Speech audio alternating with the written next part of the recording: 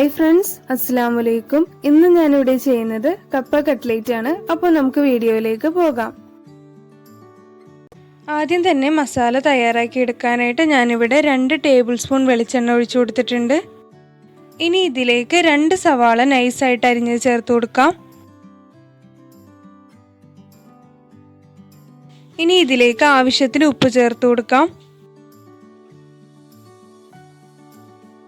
ഇനി ഇതിലേക്ക് കുറച്ച് ചിക്കൻ ആഡ് ചെയ്ത് കൊടുക്കാം. ചിക്കനോ ബീഫോ ഏത് വേണമെങ്കിലും യൂസ് ചെയ്യാം, ഇല്ലാന്നുണ്ടെങ്കിലും കുഴപ്പമില്ല.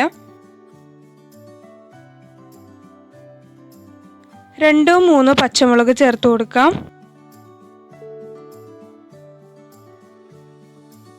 1/2 ടേബിൾ സ്പൂൺ മുളക് പൊടി, 1/4 ടീസ്പൂൺ മഞ്ഞൾപ്പൊടി, 1 ടേബിൾ സ്പൂൺ ഗരം മസാല. ഇനി ഇതിലേക്ക് വേവിച്ച് വെച്ചിരിക്കുന്ന കപ്പ ഇട്ട് കൊടുക്കാം. ഇനി നന്നായിട്ടൊന്ന് മിക്സ് ചെയ്തെടുക്കാം.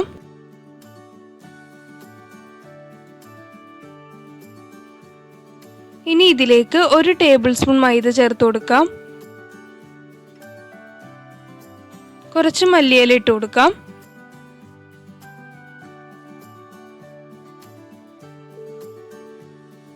ഞാനിവിടെ കുറച്ച് ജിഞ്ചർ പൗഡറും ഗാർലിക് പൗഡറും ചേർത്ത് കൊടുക്കുന്നുണ്ട്. നിങ്ങൾക്കതില്ലാന്നുണ്ടെങ്കിൽ 1 table spoon ginger garlic paste സവാള വഴറ്റുന്ന സമയത്ത് ചേർത്ത് കൊടുത്താൽ മതി.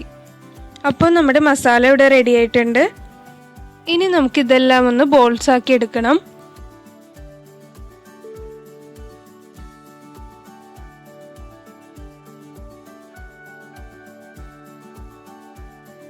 ഞാനിവിടെ എല്ലാം ഷേപ്പ് ചെയ്തെടുത്തിട്ടുണ്ട്. ഇനി നമുക്ക് കവർ ചെയ്തെടുക്കാം. അടുത്തതായിട്ട് ഞാനിവിടെ കുറച്ച് മൈദാമാവ് വെള്ളത്തിൽ മിക്സ് ചെയ്തെടുത്തിട്ടുണ്ട്. പിന്നെ നമുക്ക് വേണ്ടത് ബ്രെഡ് ക്രംസ് ആണ്. ഇനി ഓരോന്നും മൈദയിൽ ഡിപ്പ് ചെയ്തെടുത്തിട്ട് ബ്രെഡ് ക്രംസിൽ കവർ ചെയ്തെടുക്കാം.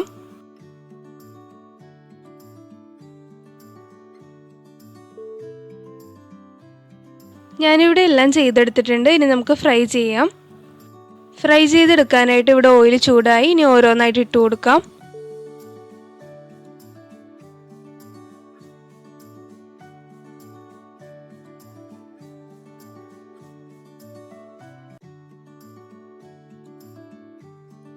ഗോൾഡൻ ബ്രൗൺ ആയാലും നമുക്ക് എടുക്കാം.